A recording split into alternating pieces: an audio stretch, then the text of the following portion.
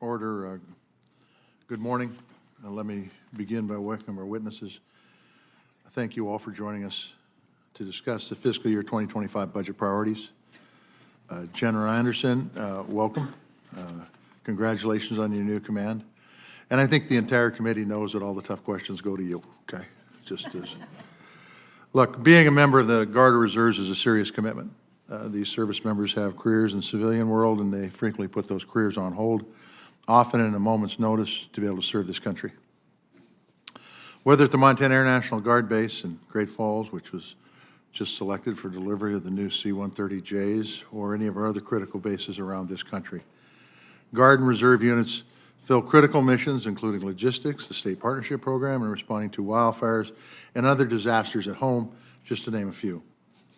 Providing our Guardsmen and Reservists the best possible training and equipment, just like their active duty counterparts, is a national security imperative.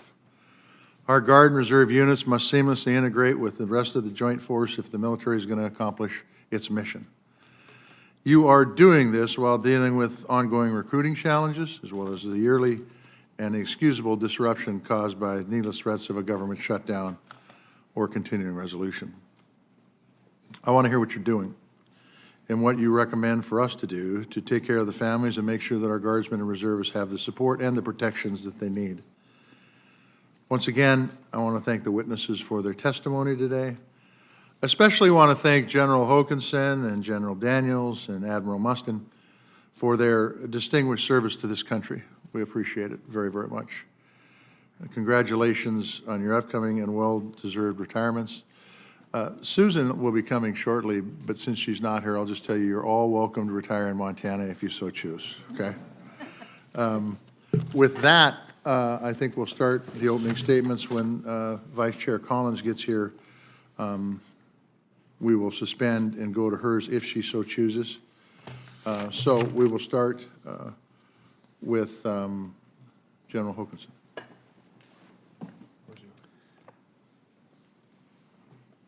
Chairman Tester and esteemed members of the subcommittee, this is my final testimony as the 29th Chief of the National Guard Bureau.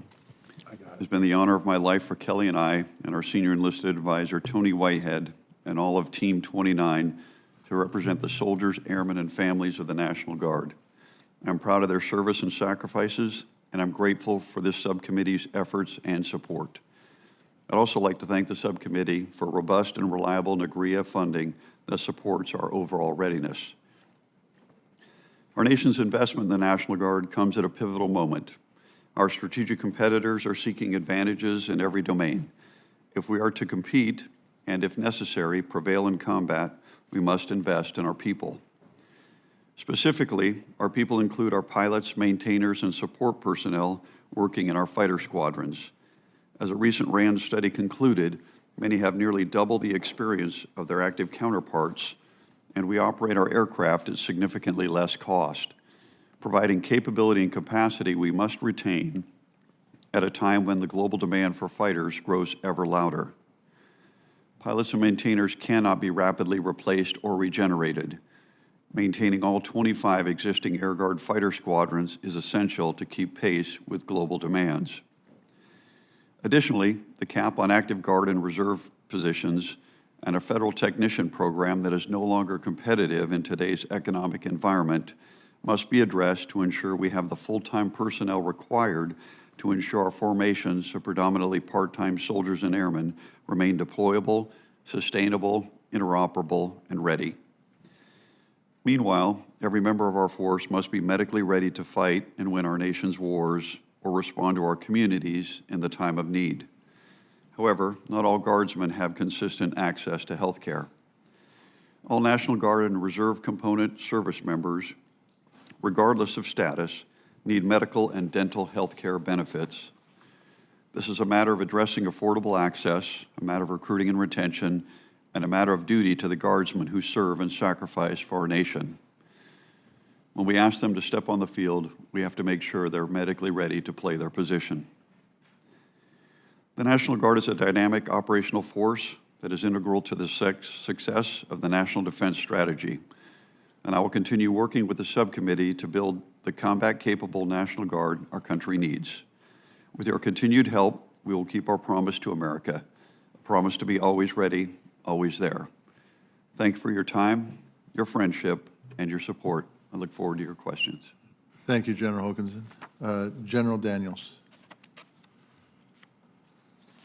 Chairman Tester, Ranking Member Collins, and distinguished members of the subcommittee, thank you for this opportunity to testify today.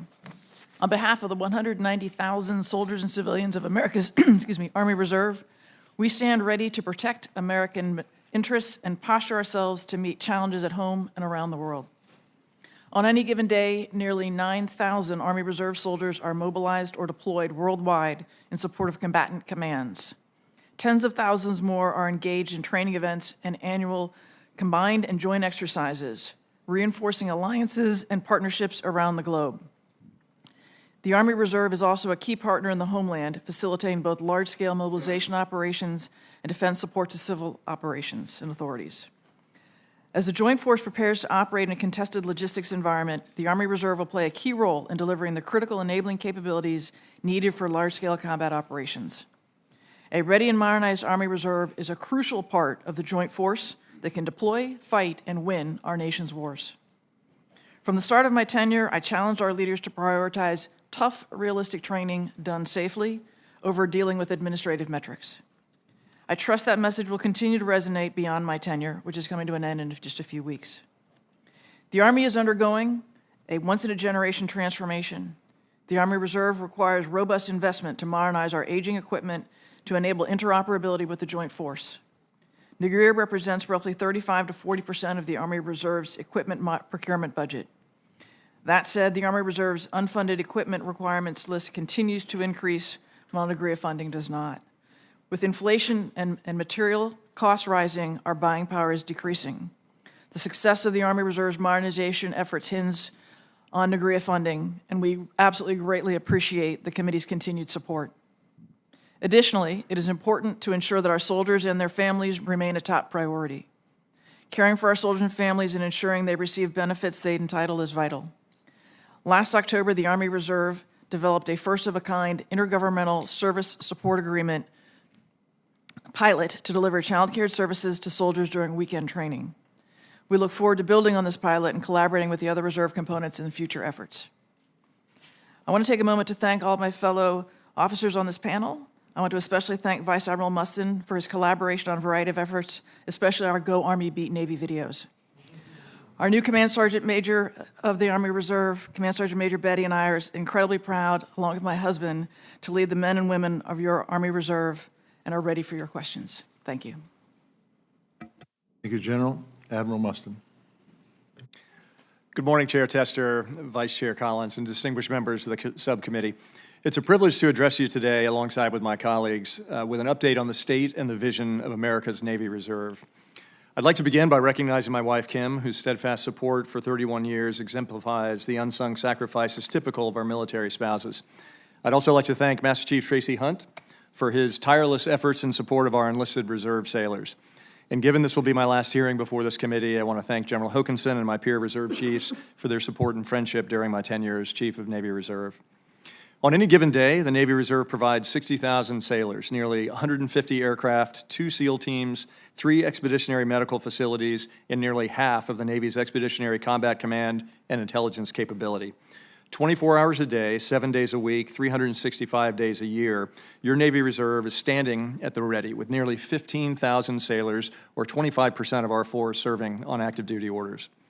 Our current operations extend from Europe's security crisis to the Red Sea, and from the Indo-Pacific region to recent support operations in Baltimore, showcasing the flexibility, readiness, and value our citizen sailors generate and contribute to national security. In response to modern threats, the Navy Reserve has aggressively executed a multi-year transformation, unambiguously focused on warfighting readiness, to prepare the force for high-end, multi-domain warfare. This effort necessitated modernizing equipment, training systems, and mobilization processes to ensure our sailors are both trained and combat-ready from day one. We have 927 days until 2027, and the accelerating pace of that countdown clock drives our actions and our sense of urgency daily. The procurement of modern KC-130 Juliet aircraft to replace aging airframes is critical to enhancing the logistics capabilities of the Joint Force. We share a strong alignment on this priority as demonstrated by last year's incorporation of the KC-130 Juliet in the Defense Appropriations Bill and this year's congressional ad. This airframe modernization is essential and my #1 equipment priority. It ensures the Navy Reserve can effectively and efficiently meet contested logistics requirements and conduct the operations that our combatant commanders and fleet commanders demand, particularly in the Indo-Pacific area of responsibility where this reserve-only capability factors heavily into our operational plans. Beyond equipment, we've embraced and invested in technological advancements to improve work and training environments, propelling the Navy Reserve into a new era of both operational and digital readiness. Commitment to our sailors is central to our efforts, focusing on personal and professional development, promoting a culture of excellence, and fostering a diverse and inclusive environment. The Navy Reserve has leveraged innovative approaches, including establishing the Navy Recruiting Reserve Command and employing advanced digital analytics tools and ad placements to improve our recruiting efforts. The retention of our prior service enlisted sailors is at a 7-year high, ensuring a robust and ready force. These commitments enhance our warfighting readiness and take full advantage of the unique professional skills inherent in our reserve force. I extend my gratitude for the committee's support, which is critical for maintaining the operational predictability essential for our sailors, their families, and our global combatant readiness. Chair Tester, Ranking Member Collins, and all the members of this committee, the dedication of our citizen sailors, civilians, and their supportive families is a gratifying source of daily inspiration. Commanding, representing, and advocating for the Navy Reserve has been the honor of a lifetime. Thank you for your continued support and for the opportunity to address you today. I look forward to your questions. Thank you, Admiral. General Anderson. Chairman Tester, Vice Chair Collins, and distinguished members of the subcommittee, thank you for the opportunity to appear before you today to testify on behalf of the Commandant of the Marine Corps about your Marine Forces Reserve. I'm honored to appear with fellow Reserve Component Service Chiefs and with my senior enlisted leaders, 4-Star Major Edwin Mota and Command Master Chief Michael Mussett. The Marine Corps Reserve has always been a critical component of the Marine Corps' total force. The emergent picture of the intricate and multi-domain warfighting environments of the future increasingly reveals the risk of relying on the active component alone. The problem set demonstrates why the Marine Corps strategically leverages its reserve component in 2 important ways. First, the Marine Corps Reserve provides support to global force management. We're employed as a vital contributor to meet combatant command requirements. The reserve component, in close partnership with Marine Forces Command and the 2nd Marine Expeditionary Force, continues to mature the utilization of service-retained forces in support of global crisis response operations. We provide reserve forces for global deployments that span the spectrum of conflict, and we participate in combat-related training exercises in every geographic combatant command and cybercom. Second, the Marine Corps Reserve is amplifying its talent management efforts. This subcommittee has been briefed extensively in recent years on the Marine Corps' Force Design Initiative. Talent management is a major focus of the Marine Corps and the Marine Corps Reserve. We are identifying select individuals with high demand, low density skill sets that are inherently challenging to acquire and providing those Marines pathways to continued military service that are complementary to their civilian careers. Each year, this subcommittee provides National Guard and Reserve equipment appropriation funding for the Marine Corps Reserve, and I'm grateful for your continued support through NAGRIA. The Marine Corps Reserve is designed to be equipped at near parity with the active component. And NAGRIA funds allow the Marine Corps Reserve to resource that requirement set forth by Congress and the combatant commanders. The Marine Corps Reserve would realize an even greater advantage by receiving NAGRIA funding that restores us to our historical share. I ask that you consider this in your future funding decisions. The Commandant of the Marine Corps recently called the Marine Corps Reserve our backbone and emphasized to our senior leaders the need to maximize the potential of our Marine Corps Reserve forces by resourcing and equipping them to ensure they are prepared to meet the threats that face this nation. Reserve Marines serve honorably while balancing their civilian careers and families. They bring a depth and breadth of knowledge to the Marine Corps that gives the total force an asymmetric advantage. Chairman, I am glad to be here, and thank you, and I look forward to your questions. Thank you, General. General Healy. Chairman Tester, Vice Chair Collins, distinguished members of the subcommittee, on behalf of the 69,600 men and women of the Air Force Reserve, it's an honor to be here today with my senior enlisted advisor, Chief Master Sergeant Israel Nunez. We're both continually amazed at the accomplishments of our reserve airmen as they meet every challenge given on behalf of this nation. The Air Force Reserve provides an operational capability, strategic depth, and surge capacity across every Air Force Corps mission set. We provide a ready now, accessible force that is both mission effective and cost efficient. Since last October, Air Force Reserve personnel and aircraft have mobilized, some within 72 hours, to fill critical airlift and air refueling missions in support of CENTCOM and TRANSCOM. To date, in FY24, Reserve Airmen have accomplished over 68,000 man days in support of Levant operations. As effective and efficient as we are, the Air Force Reserve must transform for the future. This requires proportional modernization and concurrent fielding with the regular component. Maintaining equipment parity ensures our ability to match pacing threats. Legacy aircraft divestment without recapitalization and delayed modernization adds substantial risk to our surge capacity. It's imperative that our funding reflects proportional distribution as well. While our 25 budget request is relatively flat compared to FY24, it is designed to preserve readiness. However, the recent HAC-D markup recommends a $111 million reduction to our operations and maintenance budget. This 2.7% overall reduction is proportionally 90 times greater than the active component's 0.03% reduction in O&M. This puts substantial risk to our flying hour program.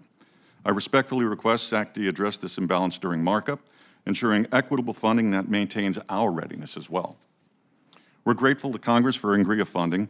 INGRIA enables us to modernize or replace equipment when recapitalization by the active component isn't feasible.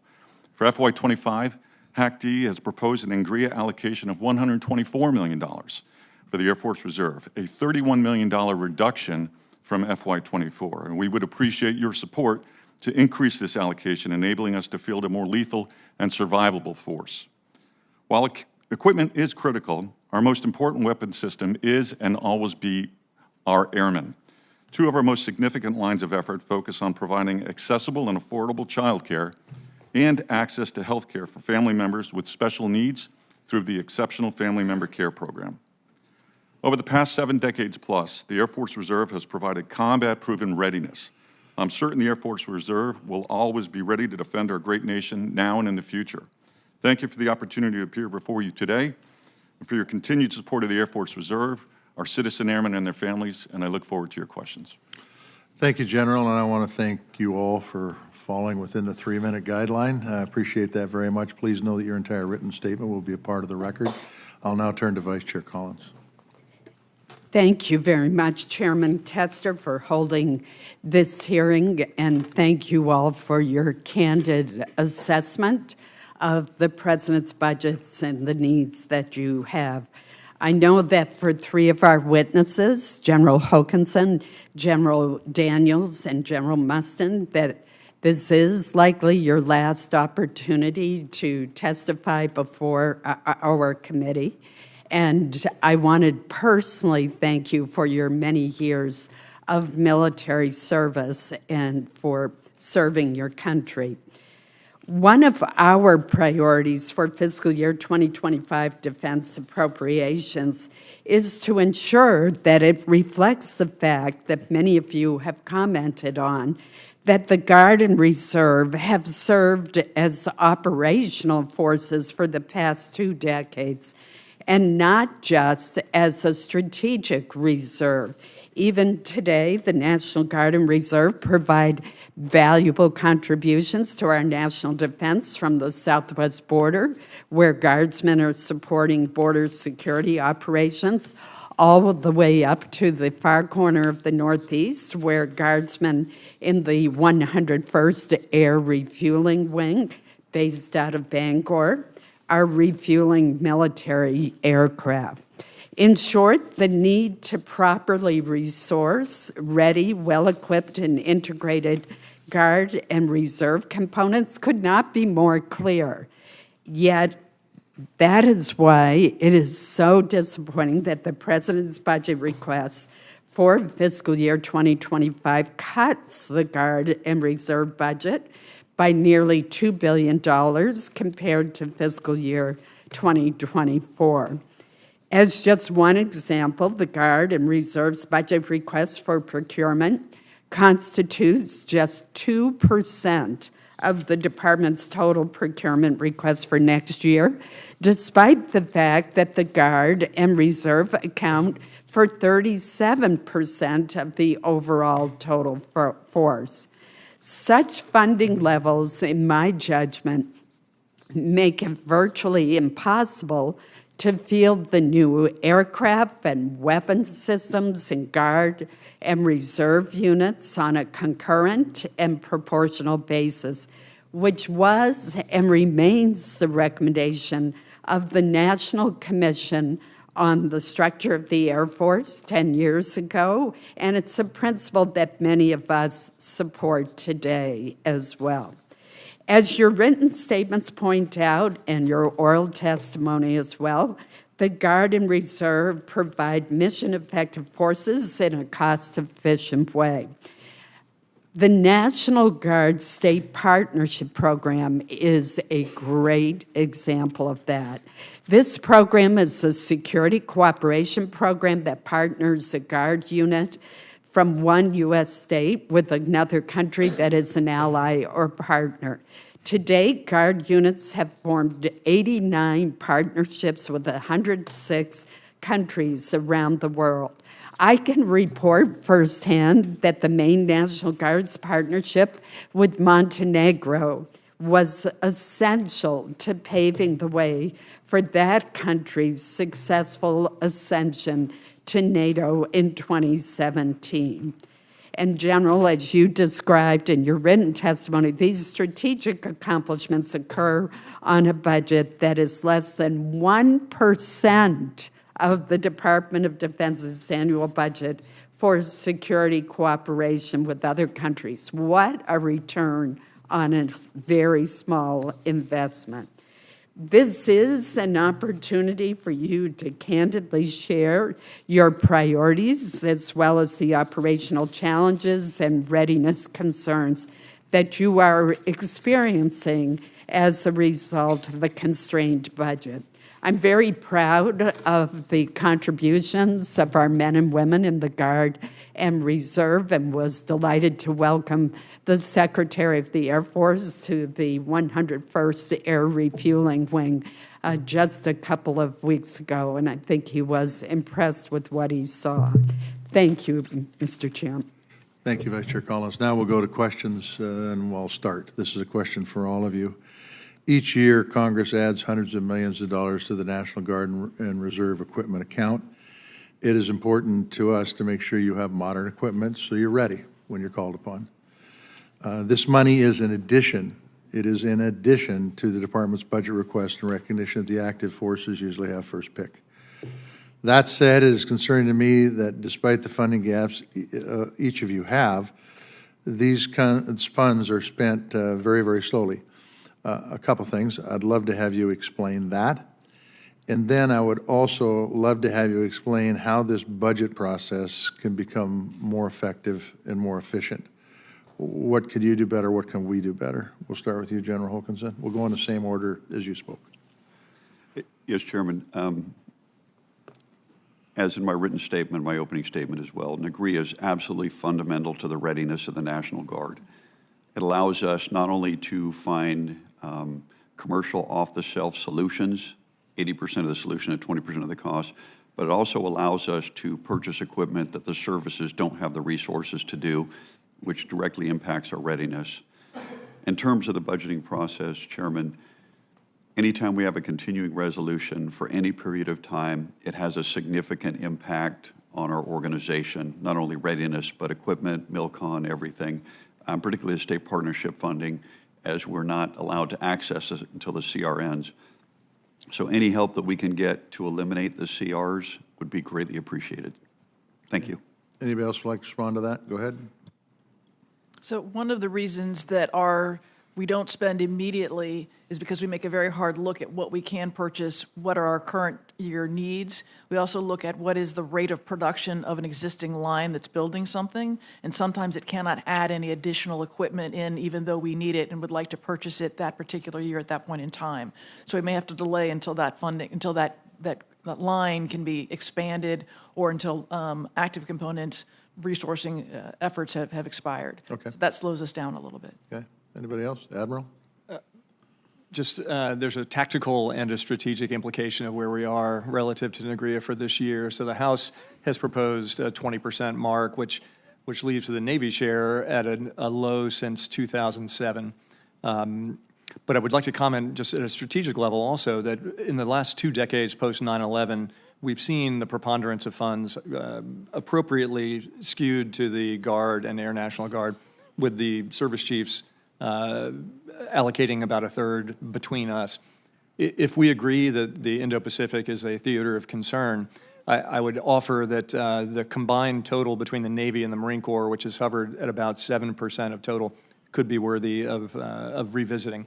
And frankly, the kinds of things that we're spending the money on are high-impact dollars, as you heard from General Healy. And I would just ask that we revisit before we close the books on the FY25 budget. Okay. Thank you. General Anderson. I'd like to second the predictable budget. I think just across both the Reserve and the Guard, what's predictable, repeatable, that helps our, our workforce that's both on the civilian side and the military side. So that it reflects and compounds, as this year is an example, as we approach the last quarter, the NAGRIA money has not been funded yet. And we're playing catch up when we find ourselves in this CR situation. Okay. Thank you, sir. General Healy. Yes, sir. Currently, the Air Force Reserve shortage is roughly $1.3 billion in terms of major equipment that we could use NGRIA dollars on. As my other colleagues have stated, it's a challenge to get out of the blocks with delays. But once we do, we typically see first-year expenditure at roughly about 10%. Second-year expenditure, we're usually at about 50% of execution for that year, with 3 years executing at 100% consistently as far back as my records go. So it's, with regard to a 5-year FIDEP, we're still coming in under that, and we're still getting this much quicker than the active duty is able to access major equipment in order to make our weapon systems more viable. Okay, thank you. This question is for you, General Hokanson. The National Guard is now in the 7th year of serving on the southern border in support of U.S. Customs and Border Protection. During that time, things have gotten worse under the administration's failed border policies. So, General Hokanson, I'm going to ask you the same question I asked Secretary Austin when he was in front of this committee last month. How many Guards personnel are currently serving on the southern border, and what does this mean for Guardsmen's operational readiness for other duties? Chairman, when we look at we have about just under 2,500 Guardsmen on the southwest border under Title 10, serving under U.S. NORTHCOM. As I've expressed within the building as well, there is no military training value for what we do. This is a law enforcement mission under the Department of Homeland Security. I know that we're providing additional support along there, but for our Guardsmen there, they might as well be deployed to Kuwait or somewhere overseas because they're away from their families. They're there doing mission sets that are not directly applicable to their military skill set, and so it increases their personal operational tempo. And that time, I think, would be better utilized building readiness to deter our adversaries. Okay, thank you. Chair Collins. Thank you very much, Mr. Chairman. General Daniels, as I know you are aware, last October, Maine experienced the worst mass shooting in our history. 18 Mainers were killed, another 13 were injured in a horrific mass shooting that was carried out by a sergeant in the U.S. Army Reserve. I have worked with the Army because I am drafting legislation where I want the Army and all the services to be able to trigger state crisis intervention laws, yellow flag laws, such as we have in Maine as an example, that would result in a judge reviewing the evidence of whether or not a service member poses a threat to him or herself or others. And I've waited to introduce that because the Army Reserve has done an extensive investigation, and I asked the Army IG to review that. Well, that was supposed to be finished in January. We're a long ways from January now. I was told by the secretary that she expected the Army Reserve's administrative review to be completed in a couple more weeks. That, too, has passed by. What is the cause of the delay, and when can we expect to get this? I really don't want to introduce a bill without the benefit of the findings and recommendations in this report, which is going to document how many red flags were missed. First, may I say, very sorry for your loss. The report from my side has been signed in late May. We are working on redacting it and making that available in the next couple of weeks. And I look forward to coming and briefing you and your team on what we have found as a part of that report. Thank you. I'm going to hold you to that next Absolutely. couple of weeks because I've heard that Yes, ma'am. phrase a number of times. Yes, ma'am. And it really is important. Thank you. General Hokanson, you've stated that one of your top priorities is the need to recapitalize an Air National Guard's fighter fleet because a disproportionate number of new fighter aircraft procured by the Air Force are delivered to active duty units rather than to Guard or Reserve units that comprise the total Air Force. This disproportionate fielding of aircraft also affects other kind of aircraft as well. For example, I understand that the current KC-46A basing plan would place 71% of the new KC-46s with the active units, 14% with reserve units, and 15% with Guard units. Now, that is the plan, even though the Guard flies about 38% of all Air Force tanker aircraft. So could you explain why this allocation is done this way? And also give me your opinion on whether the fielding of new aircraft in a manner that would be concurrent and more proportional would help improve the operational readiness of the Guard and the total force? Vice Chair Collins, it's a great question. So if you look at where we are today, as you mentioned, the Guard's about 37% of the aerial refueling. So we are being fielded concurrently, we're just not being fielded proportionally. So under the current plan, from the 183 KC-46s, 32 will go to the Guard. So we'll go from 37% down to about 16 to 17% of the new aircraft. The reason why this is concerning to me is a recent RAND study looked at the operational rates of Guard and active duty units. And we still meet the same readiness requirements, but we operate at about 34% less of the cost of the KC-135, and we think it would be similar on the KC-46. So the end result is, I think by not putting more in the Guard and Reserve, it's going to be more expensive, and a lot of our experience and capability reside there in the Guard. I think that's a really important point, that it's going to be more expensive, and plus that's where the capability is. Thank you.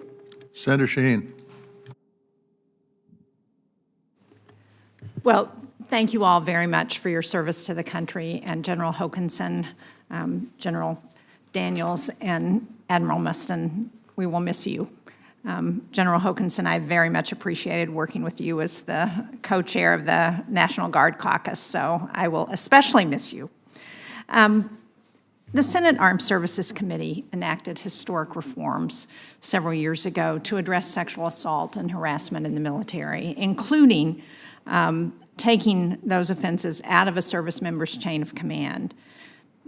That was the result of years of work on that issue. Unfortunately, as we have discussed, these reforms don't necessarily apply to the National Guard, given the state and local jurisdiction of National Guard units. And some states have adopted similar reforms on the state level, but some haven't.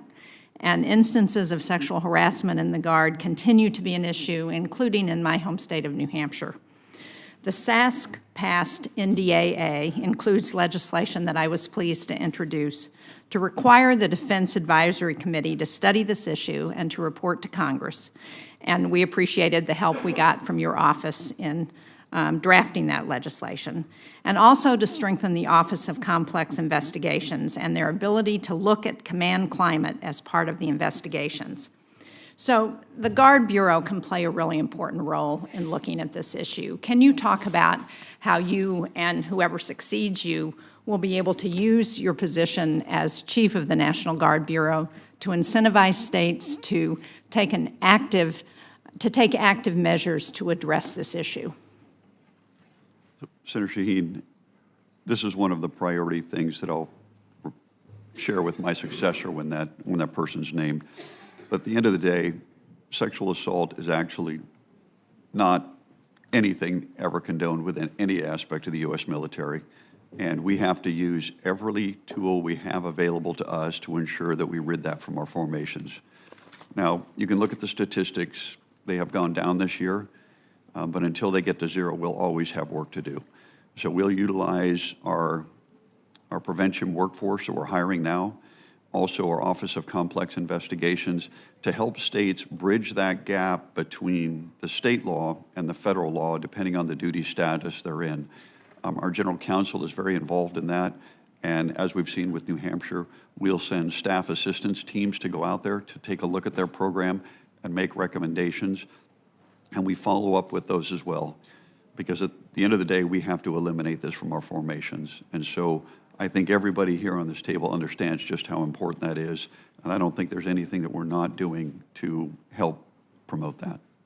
Are there other measures that you think the Congress should take to better encourage states to take action and to better support efforts that the Guard can undertake? Senator, fully funding our prevention workforce is one thing to make sure so that we've got those folks in every brigade, every wing, so that any soldier or airman knows exactly who to go to get the help they need, but also to help identify inappropriate behaviors so we can basically end it well beforehand and identify those potential perpetrators. Well, thank you. I think and as you know, it's an ongoing issue that we've got to continue to work hard to address. I don't know if anybody else on the panel would like to address that at all. Are you happy to have General Hokanson respond? I'll General chime in that while we're seeing an increased number of reports, I had the team go back and take a look at whether or not those were current year reports or prior year reports. And so it appears that our current year harassment and assault cases are in decline, but we're seeing a significant number of prior year reports, which gives me confidence that we're gaining trust, that people are more willing to come forward to say what has happened to them previously, and they trust us to act on that. So that gives me a little bit of hope. Thank you. General Hokanson, as you know, the Guard Bureau's decision to re-level New Hampshire's 157th Air Refueling Wing has been a concern, particularly given Senator Collins' comments about the KC-46 and the disparities that exist in the need to continue those operations. I appreciate you providing an extension to New Hampshire and to the other units who have requested one, but can you also commit to reporting back to Congress prior to re-implementing the leveling initiative, including on the operational impacts, and also ensuring that your successor also understands the importance of doing that? Yes, Senator. Actually, we're working on that now. And the result of this was we found as we looked across all of our formations, we had a disparity in the full-time manning. And so we wanted to make sure that like units had the same. And what we've identified is the increase in demand on the reserve component has actually driven a greater need for more full-time manning because of the readiness levels we have to maintain. And so we look forward to working with this committee and others to make sure that the number of full-time manning adequately reflects what the units are being asked to do, so that we don't put a disadvantage to our part-time soldiers where we ask them to continue to work more and more to make up the difference between our full-time manning. Well, thank you. I look forward to seeing the report. Yes, ma'am. Senator Moran. Chairman, thank you. Thank you all for your service to our nation. General Hokanson, let me follow up again with Senator Collins. Questions of you. I would add some additional thoughts on the KC-46A basing. A recent RAND study shows that the reserve component pilots are more experienced and cost-effective than their active duty counterparts. The study recommends that the Air Force reevaluate its bed-down plans for the KC-46A to maintain and a efficient balance between active and reserve components. In your best military advice, does the Air Force current KC-46A basing plan adequately equip the Air Guard fleet to maximize the benefits highlighted in the RAND assessment?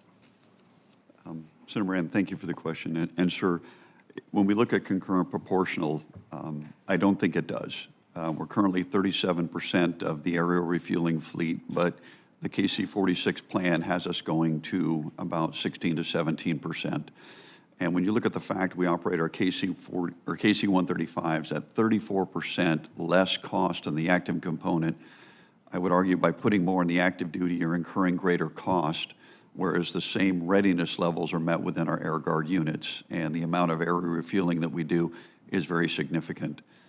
So I would argue that more fielding within the reserve component reduces the cost, yet retains the same capability that our nation needs.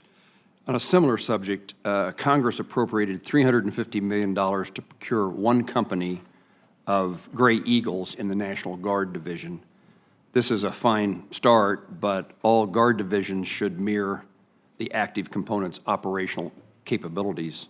I particularly think this is true. I mean, the war in Ukraine has highlighted for me the value, the necessity, in fact, of UAVs, and it seems to me a terrible mistake that our Guard and Reserve would not have the capabilities that are necessary. In your best military advice, do you agree, not with my assessment, but with the assessment of the need for more active component parity? Senator, I would argue one of the greatest missions of the military is to prevent war by deterring others to do things that they might want to do. And by ensuring that our reserve and guard units are manned, trained, and equipped just like their active duty component, then I think it increases the greater deterrent value. If you look at the fact we have 8 divisions within the National Guard, ensuring that they have the same capability and capacity, so when called forward, if that need arises, they bring the same capabilities to the battlefield, and that our adversaries understand that it doesn't matter if it's Guard, Reserve, they bring the same capability. And the Gray Eagles, as you mentioned, the drone capability, the reduction of putting manpower forward, but the capability is something we need absolutely in every one of our 8 divisions. Thank you. General Healy, your opening statement highlighted the risks associated with legacy aircraft, divestment without recapitalization, and delayed modernization. What strategies must be employed to mitigate the potential impacts on air superiority and surge capacity? I appreciate the question, Senator Moran. And in follow-up to the previous question regarding KC-46 bed down, I'd point out as well that we currently have one KC-46 unit at Seymour Johnson 1 that's potentially on the books out of March Air Reserve Base, but our 6 remaining KC-135 units have no program of record, so we are not being concurrently fielded with KC-46 units. The constant advocacy on my behalf, I think, is the best answer right now, whether that's to the Department of the Air Force leadership or within this body and the House Appropriations Committee as well. With regard to proportional and concurrent, 2 issues come about from that. Our ability to act in a 5th-gen fight is severely limited if we've got 4th-gen equipment. Referencing the RAND study that General Hokanson brought up, we have a more experienced force than the active component, and that's just by virtue of people want to continue to do the mission well beyond their 10-year active duty service commitment.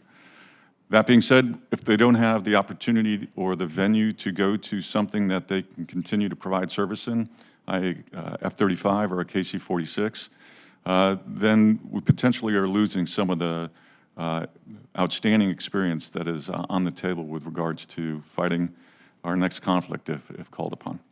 General Healy, I would point out your answer to me. One of the things I think is important is all branches of the service to different degrees experience recruitment and retention challenges.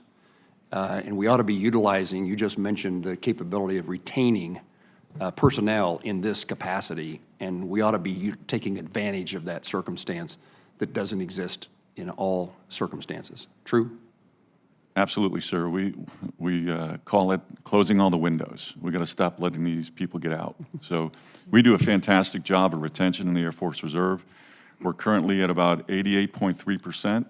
89% was our goal for this year, but we're consistently at an 88.2% retention on a 10-year average for our pilot force, which is the most exquisite and costly force that we have. Speaking of closing all the windows, you should close all the windows on 3 of the folks who are sitting at the table this morning. I will miss their presence.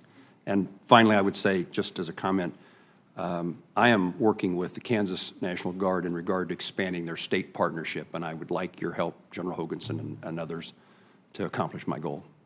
Thank you. Senator Baldwin. Thank you, Mr. Chairman. And before I get to questions, I want to add my words of congratulations to General Hoganson, Lieutenant General Daniels, and Vice Admiral Mustin on your upcoming retirements. I want to thank you for your service to our nation. General Hoganson, I have appreciated working with you over the past few years on expanding health care to service members. And I appreciate your mentioning that in your opening remarks. Like you, I believe that increasing access to health care and dental care, especially for our Guard and Reserve members, would pay dividends in readiness, especially for short-notice deployments. Last Congress, I introduced the Bipartisan Health Care for Our Troops Act, a bill that would provide all National Guard and Reserve service members with premium-free health care coverage. And I understand that the Defense Health Agency is working to study this issue, and I look forward to seeing those results. So, General, can you please describe the progress that your team has made towards this goal during your tenure and what you see as the feasible next steps? Senator, thank you, and I greatly appreciate your support for this, really my number one priority, and it's been my number one priority since my time as the Chief of the National Guard Bureau. When you look at the healthcare progress, we continue to have the conversation, the act that you mentioned, and more the conversation is taking place, and we knew this would take time. We look forward to helping with the study in any way we can to really clarify the costing. Unfortunately, we have to assume that every single member would take the premium-free health care, which drives the cost up significantly, when we know that would not be the case. Many of them do have health care through their civilian employer. But there's a lot of other things related to this. We think it would have a significant impact, not only on recruiting, but also retention, so that the family would know, as long as their service member is serving in the Guard or Reserve, that they have health care. And so if they're injured on deployment or responding to a disaster in their community, that they're going to have the health care to get better and come back not only to be the breadwinner for their family or part of that, but also to continue to serve their country. And so anything we can do to help promote that, answer those questions, I think is going to be really important. When you look at the economic environment today, most businesses do offer that health care. And so for us to be competitive in the recruiting environment, it's also a requirement for us as well. Thank you. And tactical wheeled vehicles are essential to supplying combat vehicles with fuel, ammunition, and spare parts to seize and control ground. In other words, tactical wheeled vehicles are a critical backbone of the logistics needed to sustain and win a fight. I'm proud that many of these vehicles are made wholly or in part in the state of Wisconsin. As this committee has discussed many times, clear communication with industry and consistently funded demand signals are critical for allowing our industrial partners to plan for and meet future demand. General Hoganson, can you provide the committee detailed National Guard vehicle requirements and planned purchases for both the family of heavy tactical vehicles and the family of medium tactical vehicles across variants and across the future years' defense program? So, Senator Baldwin, I'll have our staff get the exact numbers, but as you mentioned, the heavy and the light and the medium tactical vehicles are absolutely critical to our ability to move across the battlefield, but also to logistically support our forces. And so, as I mentioned earlier, it's important that all of our Guard formations are man-trained and equipped like their active duty counterparts. to reduce the variance of systems, but then also we can operate more efficiently. So we'd love to do that, and we will continue to advocate as we field new systems that all of those come into the Guard and Reserve.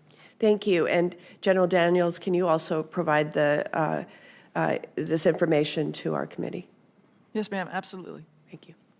Senator Baldwin, if I may, can I give just a brief follow-up to your initial question regarding access to health care and specifically Please. dental care? One of the issues that's become more and more prevalent to us is the fact that the dental pay requirement is capped at $1,500 for our service members. So once any of their annual dental requirements exceed that, it's out of pocket. As a result of that historically low number of $1,500, we end up having over 700 of our service members not able to be ready to go and deploy because we don't have the ability to enforce a out-of-pocket expense to our airmen. Thank you for that. Senator Bozeman. Thank you, Mr. Chairman, and thank all of you all. We appreciate your service. We're going to miss those of you that are rotating out, but we do appreciate you so much and I think we always have to remember this is a family affair, and not only you, but your families that for many, many years have been so faithful. General Daniels, I understand the funded reimbursable authority allows the reserve component to answer combatant command and intelligence agencies' demand signals for increased support to meet intelligence activity mission requirements. General Daniels, can you describe what funded reimbursable authority is and how the active component would benefit if this was expanded to other high-demand specialties? Thank you very much, Senator Bozeman. The funded reimbursable authority allows the combatant commands to assess whether or not they have increased intelligence requirements, and if they do, they can take their operational maintenance dollars and convert them to reserve component pay and allowances, which then allows our reserve component members to support those intelligence activities and help with the readiness and help with the current threat assessments that the combatant commands are desiring. Very good. And will expanding the authority occur any additional cost? No additional cost would be required because it's combatant commands looking at what resources they need. We're looking to expand to include not just intelligence, but space, information operations, and cyber capabilities as a funded reimbursable capability that they could request from the reserve components. So it's a win-win. Very good. General Hokanson, I've heard you mention the need to keep 25 of the 25 fighter squadrons in the Air National Guard to meet demands of the National Defense Strategy and keep pace with our peer adversaries. Is the Air National Guard on track to keep 25 fighter squadrons? If not, what is the impact of losing fighter capability? Senator Bozeman, thank you. When you look at the current 25 fighter squadrons that we have, we're currently in the jeopardy of losing 2 of those, Martin State in Maryland and then Selfridge in Michigan. Both of those are A-10 units. In fact, the unit from Maryland is now redeploying from a tour in a deployment in the Middle East. When you look at the fact the Air Force is short about 1,000 pilots and 4,000 maintainers, I don't think we can afford to lose a single formation. And we actually looked at a plan by, we call it temporary cross-component aircraft transfers, where we could cascade older fighter aircraft into these formations to retain them until production can catch up with replacing those aircraft.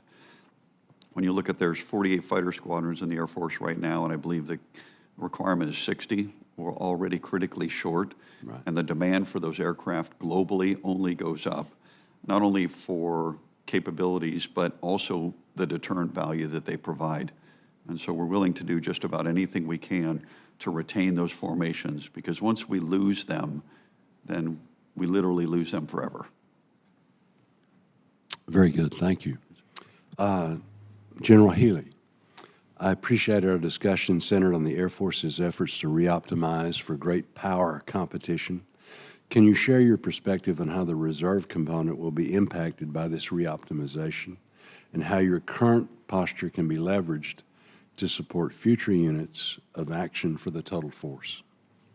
Appreciate the question, sir. In short, the reserves are ideally suited right now for the great power competition moves that the Air Force writ large are making. Through our normal structure of being a relatively lean force with regard to our own bases, operating 28 days a month on just 25% of the staff, we're ideally suited to be able to show the cost savings while also showing the ability to effectively segregate the wing, create deployable combat wings, meaning the fighting force is able to pick up and go forward, while remaining behind is a base component that manages the base. We're perfectly suited for that, and we're only having to make minor changes in our manning structure in order to be ready for the first opportunity to employ this in 27. With regards to the overall reorganization, reoptimization, what we discovered and what we were able to show the active component in the entire Department of the Air Force is through the current construct of our organization, the reserve component, or the Air Force Reserve specifically, underpins every MAGCOM and every aspect of the current construct. As the new construct develops, we also will underpin and be integral and integrated into each of these new portions. So again, ideally suited to enhance and move forward the Air Force's ability to utilize this new construct. I think at the end, from an operator's perspective, great power competition is all about ensuring that we have the ability to fight and win if called upon. And I think the Air Force Reserve is going to provide deployable combat wings, combat generation wings, and in-place combat wings that will absolutely fill out the need that would be presented by the United States Air Force. Very good. Thank you, sir. Yes, sir. Senator Coons. And thank you, Mr. Chairman and Ranking Member, and thank you to all of our witnesses today for your service and your dedication to your nation, and to General Hokanson and Vice Admiral Mustin, Lieutenant General Daniels. Thank you and congratulations on your upcoming retirement. I wish none of you were leaving. We look to you for advice and insight as we try to finalize our appropriations decisions. I'm from Delaware. The Delaware Air National Guard is one of 4 states that are still working to secure C-130Js. I co-led a letter with Senator Barrasso to continue, frankly, to complete what has been, I think, an important acquisition process that helps support national security and ensure interoperability. I'd be interested, General Hokanson, in how you see the Guard Bureau's role in completing the procurement of C-130Js and how that outfitting, in your view, might support national security and how congressional support might be relevant. Thank you, Senator. And when you look at the C-130 fleet, obviously with any system, if we can pure fleet to the same model, it reduces maintenance, training, all sorts of costs, and we gain many efficiencies. And so the intent for us to continue to advocate for the fielding of the C-130J in all of our squadrons so that we can capitalize on those cost savings. And so we will continue to do that. I know we have 4 squadrons left to go, and our intent is to hopefully complete that within the next couple of FYDEPs. That's a high priority for me and for my home state. We also have in Delaware an Air National Guard unit that has, I think, both guardsmen and reservists, that is a strong cyber unit. It has both offensive and defensive capabilities, and it's, in my view, a great example of leveraging the private sector. We have very large data centers.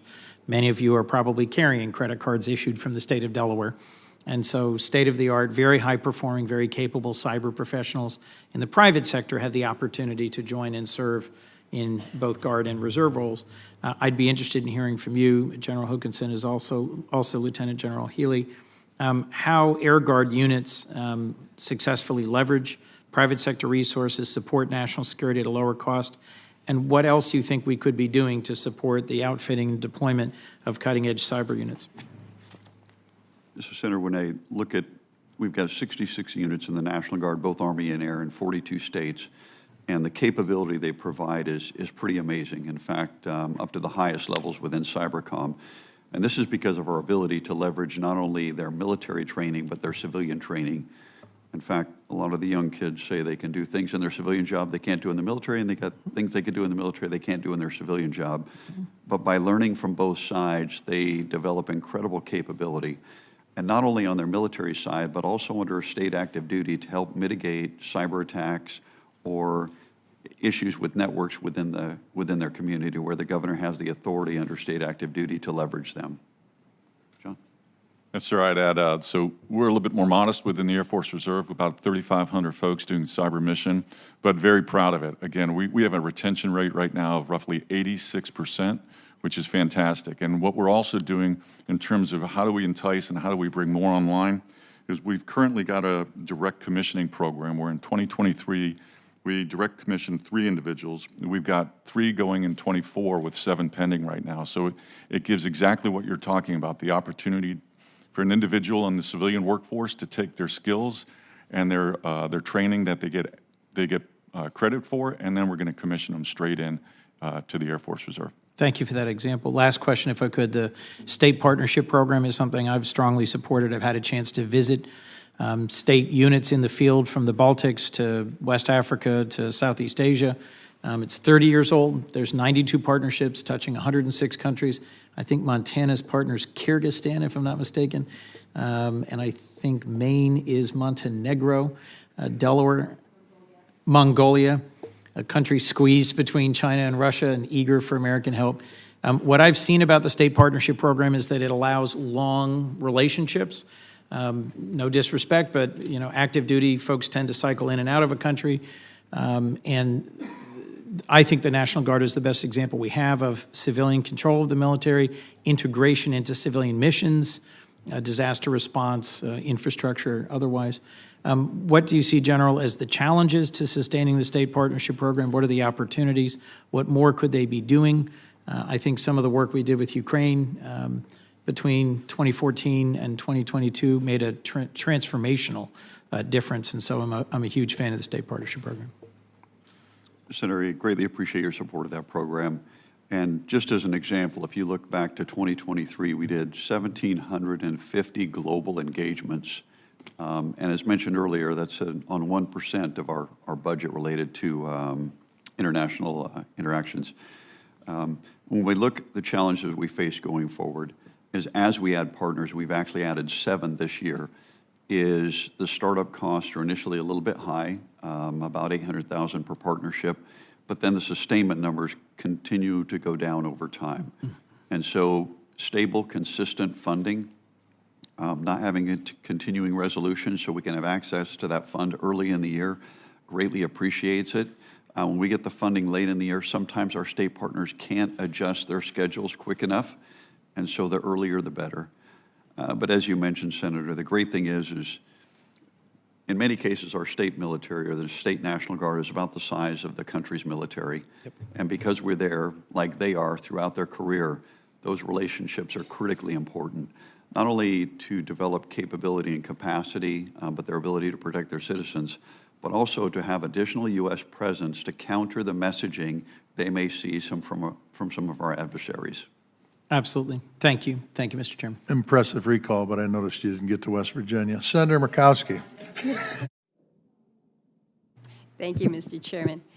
And to all of you, thank you for your leadership, your commitment, and all you have given for your country. We're appreciative and grateful.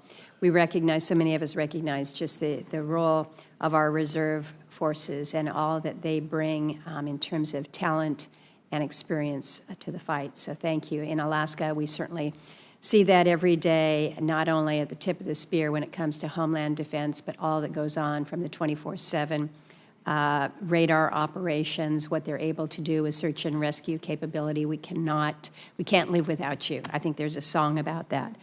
Let me ask you, General Hokanson, because we have talked a lot about the Air National Guard transition of the 575 AGR positions to technician billets. Alaska takes the greatest cut in the AGR airmen, but Senator Shaheen mentioned it from New Hampshire's perspective here.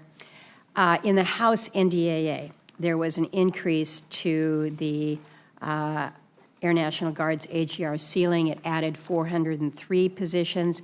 Does this provide enough stability to the Guard to pause the current full-time leveling? As we have discussed, Alaska is on a year pause. That's helpful, but is this the answer here? And as you're answering that, if you can share with me whether you've had conversations with either Northcom, the PACAV, Secretary Kendall or General Salzman on the impact that the full-time leveling would have on their ability to perform their missions. Yes, Senator. So when you look at the addition of about 400, that just moves the conversation 1 or 2 years down the road. And what I asked our team is I said, look, we have to stop iterating. Tell me what the actual solution is that we need. And so when they did that full analysis, and Alaska is a great example, what we're doing is we continue to ask more and more of our National Guardsmen, but we don't provide the full-time manning to sustain that, particularly when you have 24/7 operations. And this week alone, we had a Air Force or a rescue unit save 6 people in an airplane crash in Alaska. That capability is made possible by the full-time manning within those units.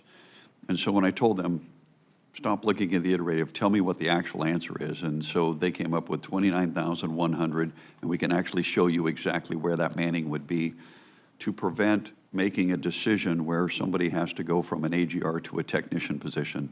As I mentioned earlier, we do have a legislative proposal in to fix the Technician Act because it's just not competitive at all in today's environment. You can't live on that in Alaska. Those are very expensive environments, but we ask a lot of them. And so as a result, you know, my best advice is to get a 29,100 AGRs within the Air National Guard, and then also to fix the technician program. I know we're working with your state to mitigate the impacts of that. We pushed it back a year while we get this hopefully support and all the data so that we can get the right answer, so we can continue to provide the capabilities that our communities and frankly our nation need every single day.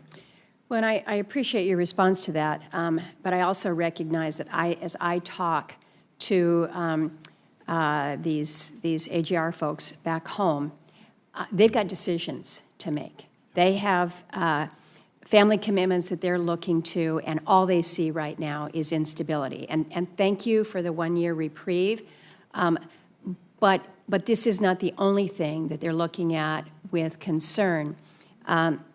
We've also talked an awful lot about the Space Force considerations, the fact that Air Force wants to force our Air Guardsmen into the active duty Space Force. There's been a lot of back and forth from National Guard Bureau saying it's not going to cost that much. Air Force says it's going to cost a lot. But what is really going to cost us is when these people vote with their feet, when they leave, and then we lose that experience that we have invested in them. And so I know that this is, again, one of those issues that is generating a lot of debate out there. But I look at that, and I listen to what's being discussed up at Clear Air Force Station as they are manning that operation. I look at what's going on with this leveling, and the greatest benefit that you have with your reserves has been the stability that comes with these positions. And I note that, Lieutenant General Healy, you've shared that the recruiting efforts are great within active duty and reserve forces, but they're lagging within the Air National Guard. And it just causes me to wonder whether or not this self-inflicted instability is having a very detrimental impact on our ability to execute the mission and really do right by our AGR folks. Yes, Senator, and as you know, it's all about our people. The equipment is nothing without them. And we look at every one of our families. They want to take care of their family, and so they need that stability. And we all need that. And so we're trying to do everything we can to provide that stability. And I've been very clear in my conversations about the Space Force from day one. You know, we actually have a Space National Guard. We're just not willing to admit it. Right. We have Space Forces that have been doing They this. should come up and see, right? Yeah, for 27 years we've been. So it actually does exist. We just don't name it that. And when you look at the full-time manning requirements, 74% in our latest survey said that they want to stay in the Air National Guard. And frankly, we've been doing this for the past over 4 years since the creation of the Space Force, and we can continue to do that. But if we don't take care of our people, if we don't give them predictability, those decades of experience that they have that will take decades to replace. They're going to vote with their feet and they're going to do something else. And at this point, the critical point in the history right now of global environments, now is not the time to lose those people. Exactly. Thank you. Thank you, Mr. Chairman. Senator Capito. Thank you, Mr. Chairman. Thank you all for being here, and to those who are rotating out, best wishes and a voice of gratitude. In terms of the state partnership program, since Senator Coons didn't include West Virginia, we have two partners, Peru and Qatar. So I was going to ask a question about that, and I might get back to that later. But General Hokanson, he's not even listening, but that's okay. The West Virginia National Guard has done the Ridge Runner Irregular Warfare training every year, which is a partnership with the Irregular Warfare Center and the Ridge Healer exercise, which focuses on austere medicine. So I'm proud of these programs and have supported them through the appropriations process. And there are 11 partner countries now from the European and Indo-Pacific theaters that are training in irregular warfare and prolonged field care. Not to mention this provides the training and the validation for the Air National Guard Special Forces. So I'm not sure how familiar you are with Ridge Runner, but do you view this as a value add for the Guard Bureau and for the DOD? And I'd be interested in your perceptions if you're familiar with this program. So, Senator Capito, I'm familiar with the exercise, and it's done there for a reason. And 11 nations come there for a reason. Right. Because of the capability and what they can learn in that environment. The team there does a great job, and the reason why it continues to grow is people see the value from that. It also helps us validate our special operations forces before they deploy. And so when you look at that field in special operations, they go where it works, and that works extremely well. Well, we're very proud of it, and I know it's growing, and certainly I'll continue to support it through the appropriations process. So I'm going to go over here to General Anderson. He has been so quiet over there. I have a general question for everybody, but I think it's an important one. The issue of modern equipment to the reserve component that meets the requirements of an Indo-Pacific contingency should it come about, including extended range and tactical data link capabilities for our air mobility fleets. So I know we all saw how much our reserve components were called upon in Iraq and Afghanistan. So I would be interested to know from your, and we'll just go down the line as far as we can get with the time that I have, what specific modernization priorities could help your component meet today's requirements and be ready for a future conflict? Senator, thanks for the question. It has been a long silence over here at this end of the table. Hoping to get by with that, but I wasn't yes, going to let you. Being the new guy in the seat, I figured it was just a test. To your point on modernization, the responsibility of the Marine Corps Reserve, to the parents that have allowed their young men and women to join, it's my responsibility to train and equip them for the current threat. And we do that with parity in the Marine Corps, their active component, and the equipment that we have. One example is that we have a battalion that's going forward. They'll be on UDP in our priority theater this fall. So these are all reservists from the West Coast who will be trained and equipped for the current threat as we rotate and relieve some of those active component forces. The Marine Corps Reserve, to the point of some of the initial comments made at the start of this, is an operational reserve. That's why Marine Reserves stay.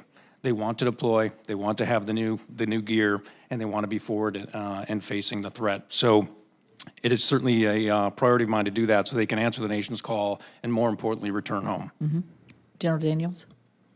In terms of our priorities for equipment, we're looking, the Army has what's called liquid logistics. And so those are various different assets for water, petroleum, and so forth. And so we need modernization of that kind of equipment because it's enough to have lethality, but then you need the support to keep the lethality to be able to sustain itself. So a lot of reserve sustainment capabilities need modernization that are not of lethality, as well as communications and vehicles. Yeah. Thank you. General Hokanson? And Senator, so the great advantage we have in our reserve component is not only capability, but capacity. And what we see is fights aren't over in 2 weeks. Right. And so it's great to have capability, but if you don't have capacity like we have in the reserve component, then you jeopardize really a lot of your strategy. So when I look across the Air Guard specifically, as I mentioned before, it's our fighter aircraft. Those are the ones most urgent, followed closely by tankers and then C-130Js. On the Army side, we have to make sure that our divisions are fully capable to deter somebody from doing something. And so we need to grow to make sure we have attack helicopters and Gray Eagles in all of our divisions. And then also, as the Army develops these multi-domain task forces to operate in the Indo-PACOM AOR, to make sure that we also field those in the reserve component so we have the capacity so that our adversaries realize not only capable, but we've got depth so we can last. Vice Admiral? For the United States Navy, both the capacity and the capability for intra-theater lift is a reserve-only mission. And that's why my number one equipment priority is the recapitalization of our VR squadrons, our C-130 squadrons to the KC-130 Juliet. Right now, I'm flying 33-year-old airframes and struggling to keep them mission capable. And that's both a parts obsolescence issue, but also just a training and availability issue. So that's number one. And then number two is we talked a little bit about the NGRIA funding. That's another one where I'm almost at a 20-year low given the proposed HACD mark. So I would certainly love to revisit how we can modernize our avionics on our existing aviation fleet, which is what we use NGRIA for, as well as recapitalizing our ability to do expeditionary vertical launch reload like we're doing in the Red Sea. Yes, ma'am. Yeah, General? The, you know, what I've been talking about either in visits and to my superiors is we provide an Air Force Reserve access and affordable mass, which is rails for the fight at cost. So what we're doing with our NGRIA dollars is ensuring that if we do have legacy aircraft, they are well tricked out legacy aircraft. So that includes tactical data link, as you mentioned, for not only our F-16s, but all of our heavy fleet. Large aircraft, infrared countermeasures, so we've got the ability for C-5s, C-17s to defend themselves. We're talking also about survivable radar and missile warning systems for the 135s out there, so they actually know if something's coming at them. And one of our most impressive is the AESA radar, which is the active electronically scanned array radar, one of the most advanced radars in the world that we're putting into our Block 30 F-16s, which make them more than formidable. Good. Well, that's a good list, and thank you for providing that. In terms of the state partnerships, just quickly, I'll say I just returned from a trip with Senator Moran and some others, and we were all over the place, Finland, Sweden, Egypt, Greece. These state partnerships are not just meaningful to us in our states, but they all mentioned it as we went around, how the benefits that they reap, how they're stronger than ever, and how they really not just like them, but feel like it's such a necessity as we see the globe sort of shrinking right before us. So thank you all very much, and thanks for the opportunity. General Hokanson, I'll go a little parochial with you. Then GARD announced spring of 26 to the fall of 26, the C-130Js will be delivered to Montana. Does those dates still stand? Yes, Senator, those dates still stand. I think April 26th to October 26th, and then initial operating capability and fully operational capability shortly thereafter. Okay. And will the H's, the museum pieces called the C-130H, be swapped out for the J's on a one-to-one basis? So right now, I believe it's a 2-for-2 that we'll send 2 at a time and make sure that our air crews and maintainers are well trained in advance. Okay. My last question is for you and General Daniels, General Hokanson, General Daniels. This subcommittee's been made aware of 2 Anti-Deficiency Act investigations involving the Army National Guard and Army Reserve. Both involve budgeting areas that happened during COVID.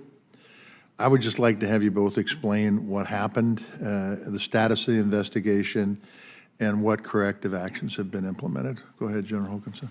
So, Chairman, I can follow up with you on that because that investigation has not been concluded yet. We're waiting for the conclusion and any recommendations or disciplinary action. When do you anticipate that conclusion? Chairman, I've been following it weekly. I'm hoping that it's done by the end of this month or mid-July at the latest. When do you retire out? September 1st, Chairman. Okay, so yes. we got a little time. Okay, go ahead. Before I leave, Chairman. Okay, good. I'm going to mirror his response, if that's okay. Okay, no problem. We look forward to finding out what happened, why it happened, and what corrective actions be taken. Hopefully you'll be able to do that in writing, moving forward. Senator Collins. Thank you, Mr. Chairman.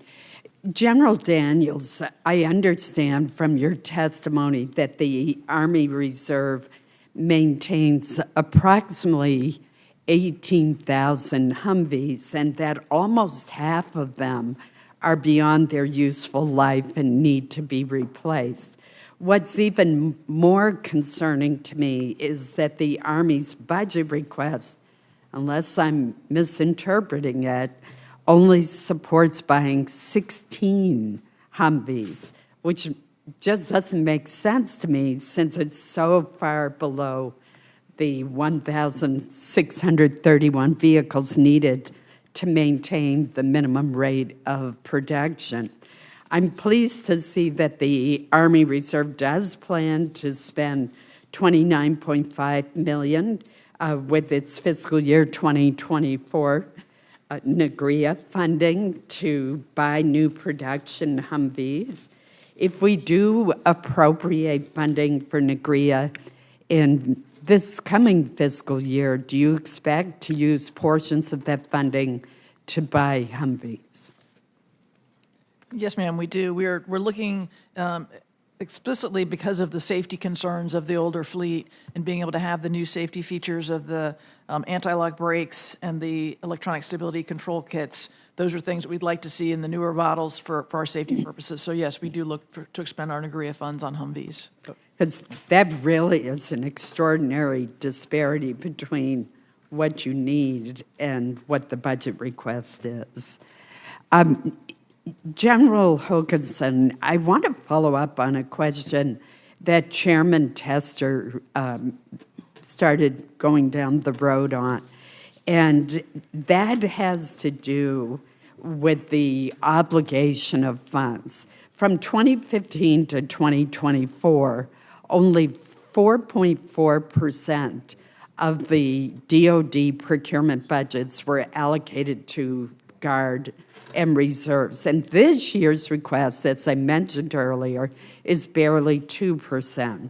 I think that's totally inconsistent with the tremendous contributions that each of the components make to our national security. So what Congress did in response is to fund the National Guard and Reserve Equipment Account, NAGRIA, as it is called. And it provides procurement funding separate to address critical Guard and Reserve modernization needs. Now, I'm very much aware that in the last 2 years, Congress has funded this separate account at $1 billion per year. However, to follow up on the chairman's point, a substantial fraction of the amount appropriated over the last 3 years is still unobligated. Now, I understand how terrible continuing resolutions are for your ability to get your jobs done. But we're talking 3 years, and it looks like it's more than half has remained unobligated. It's difficult for us to make the case, which we want to make, if you're not obligating the money. And this seems to be across the board. So tell me why it's taking so long to put the funding on contract for such needed equipment. So Vice Chair Collins, when you look at historically our execution rate, though, is 99% at the end of the period. And unfortunately, when we look at the demand for equipment, sometimes the delay is manufacturing capability to meet with it. But we do execute 99% or over 99% of the funding at the end of the 3-year time frame. But because of COVID and manufacturing issues, sometimes at the 1 to 2 year mark, it looks completely off, but we're usually able to obligate all of it or 99% of it within the time that we're authorized to do it. I realize that you have a period of time that you can use, but is it accurate that about half of the funding appropriated over the last 3 years is still unobligated? I can follow up with that, Vice Chair Collins, but my understanding is that it all gets executed. It's just a matter of when we can get the contract signed within the time frame, so that we do make sure we don't leave money on the table, but sometimes the contracts are delayed. We can't get them as soon as we would like them. General Daniels, did you want to add something? I completely agree. We expend down to the last nickel because each one of those dollars is vital to our ability to modernize. We may not have it early on in that 3-year period, but we absolutely prioritize, rigorously scrutinize that list, and buy everything that we possibly can with the dollars that we receive. Thank you. Thank you, Mr. Chair. I want to thank you all for your testimony and your concise answers to the questions. We appreciate that. As you guys can probably tell, this committee appreciates your service to this country and very much appreciate the folks who are hanging up their cleats come September, and we thank you for your service. Senators may submit questions for the records. We would ask you all, if you get a question, to respond to it as timely as possible. This committee now stands in recess.